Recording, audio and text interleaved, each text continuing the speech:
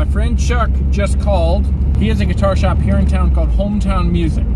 This is actually the first guitar shop I ever bought a guitar from. I bought an Alvarez RD8. Chuck has been a great musical friend to me over the years, but Chuck reached out to me recently and he said, hey, I'm gonna get one of the new Tonemaster Fender Deluxe reverbs, and I'd love to hear your take on it. Which I don't really know my take on it.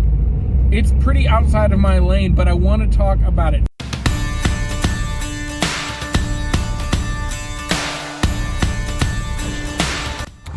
So here it is. I just got the Fender Tonemaster Deluxe, put it in the back of the car. Let's hit the road. Let's go hear how it sounds. Everybody that you care about on YouTube has already made a video about this. So I'm not going to make a video about, is it great? Is it the right amp for 2020? What will this amp do to the value of your current Fender Tube Amps? Let's go inside and figure it out.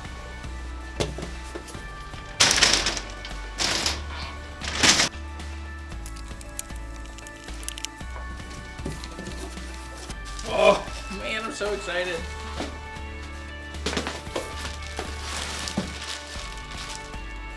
Oh, it smells so good.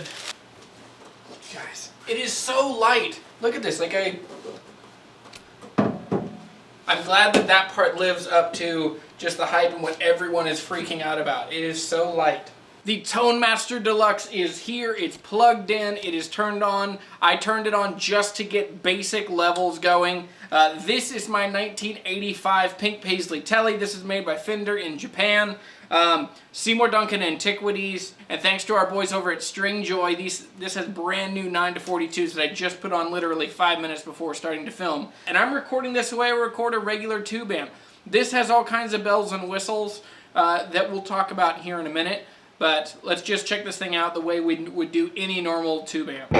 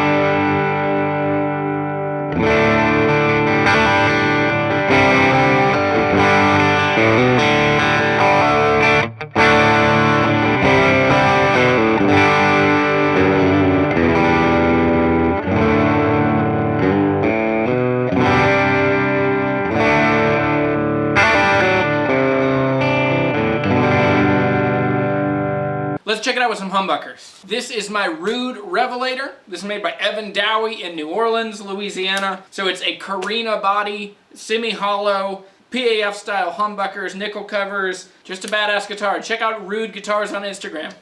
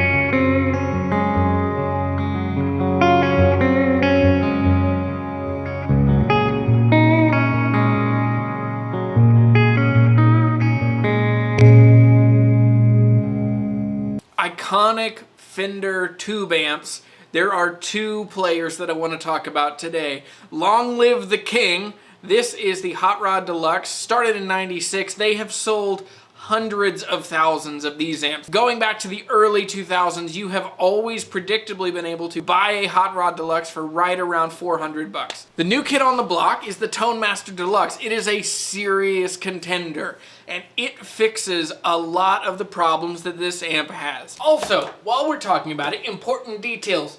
22 watts. The tube version would have 6 V6s. This is 6 L6s, 12 AX7s. This is a very loud amp, very powerful. One of the biggest complaints is that the volume knob is so touchy. There is no way to get this amp to be that quiet.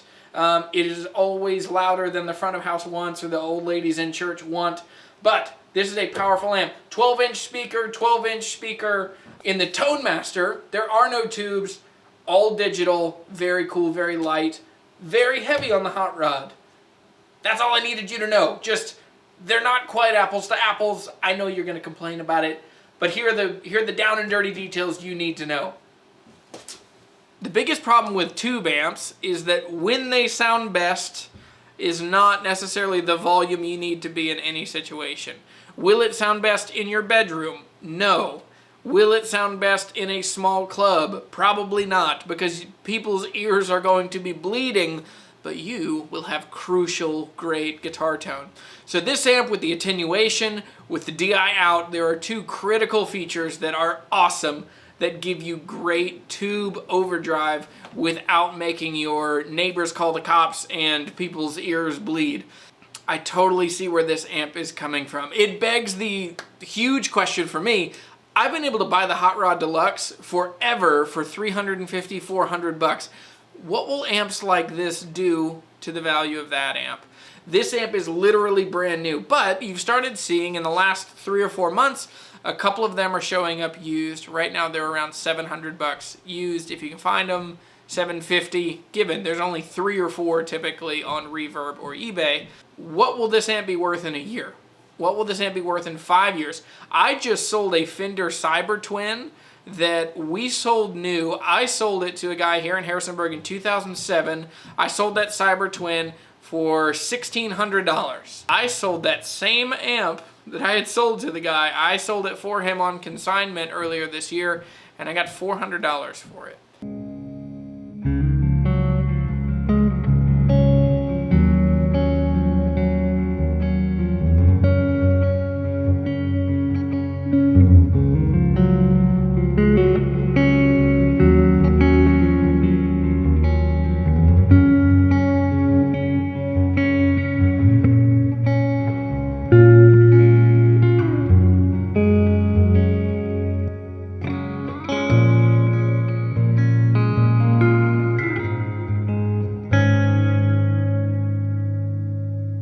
The difference between early processing technology of what went into that Cyber Twin compared to this is light years different. This is amazing technology that it sounds like a great amp. And what's cool is they didn't just try to make this amp sound like, look like, feel like the old amp. They said, no, but it has to be better. And that's what I really appreciate. So there are certain features that just had to be better.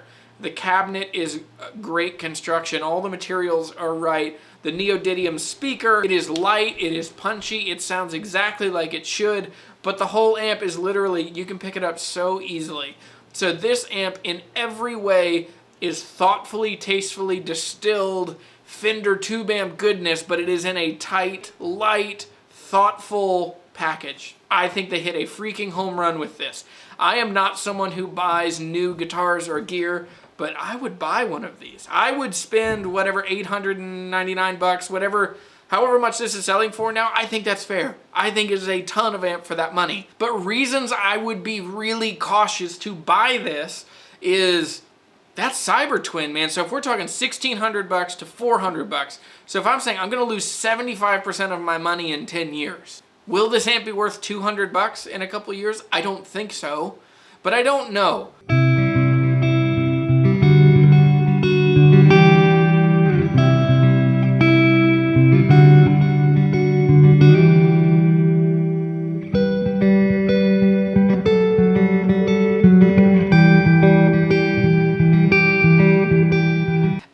definite win goes to the Tonemaster Deluxe because it does not have tubes, and so therefore there's not going to be a regular consumable that you will have to put in. You're not going to have to pay someone to retube and rebias the amp every couple of years. You're not going to have hot tubes that your kids could touch the tubes and burn themselves. I had a 2-year-old a couple of years ago, and she burned her finger on my tube amp, and from that point on, my family, we decided that I don't have tube amps at the house. With the Hot Rod Deluxe, the flip side of this is if you're relatively handy, you can retube your amp yourself, and you can bias your amp in such a way that you'll get more grit or you'll get more headroom. I don't know enough to firmly come down on my opinion of where this amp will be in a couple of years, but I think that technology ages poorly.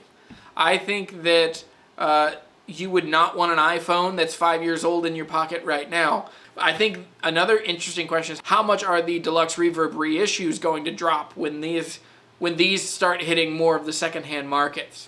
That's an interesting thing to follow, and I'll definitely let you know if I see those prices drop. Right now, they've gone up, actually, in the last year. For a while, I was finding them used around $500, $550. I'd sell them for $650 or $700. It looks like now I'm not finding any of them for less than $650 or $700. So on the Tonemaster, you're going to pay $900 or so for one new. Right now, they're selling used for about $800, but that's because they're so new, there are none used, and even then, it's hard. Like, this one was ordered in November, and just a middle-of-the-road, medium-sized guitar shop, it took months to fulfill the order because so many of them have been sold so quickly. But with this, I would bet this would be a ton of amp for $500, $600. I have a hunch that these are going to settle around that $550 or $600. But there's a small thing in the back of my mind that says that it may drop off. It might actually be, they might take a harder hit than that. These might live in the $400 range. I want to see in 2027, 2028, how did this amp fare? How did it hold its price? Did it lose everything? Did they fall apart in a couple of years? Are they impossible to maintain if they do break? I'm very curious.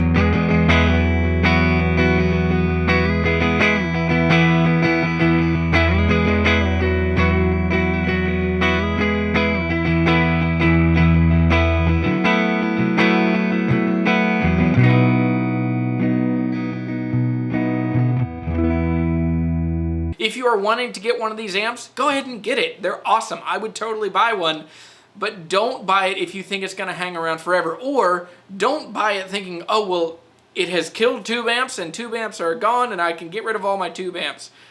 This amp is an amazing example of what we can do in the year 2020, and this is a standing testament to how great Fender tube amps can be from 24 years ago, 23 years ago. You arrive at a place where it comes down to some basic beliefs of where you want to be as far as tradition versus innovation.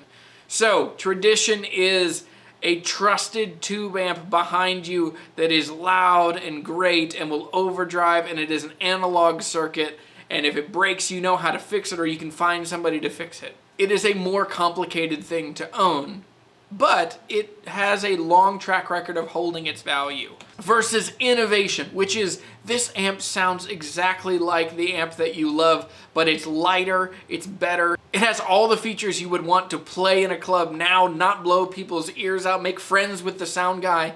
So, where do you fall? Tell me in the comments below. Are you into tradition? Are you into an amp that you know how it works and if it breaks you can fix it? Or are you into give me the latest, give me the greatest, help me fix the problems that drive me crazy now of being too loud for the front of house and too loud for stage volume, but I want killer guitar tone?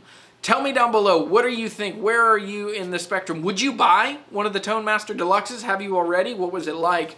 Are you going to stand by your old tube amps?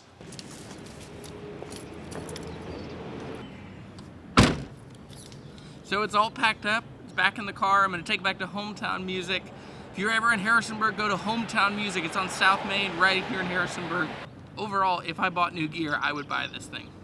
All right, let's take it back to Hometown. Make sure to hit the bell down here and subscribe so that you know when new videos come up. I'm going to try and jump to doing 2 videos a week. In those 2 videos, I hope to do one of 2 things each time. Either show highlighting buying a guitar or a piece of gear or selling something, and then I also want to add tips, tricks, reviews, things that you need to know to become a better guitar hunter who fills the world with music and friendship. In order to do that, you need to hit the bell down there. So make sure you're subscribed, make sure that you follow me on Instagram. All right, guys, let's go to work.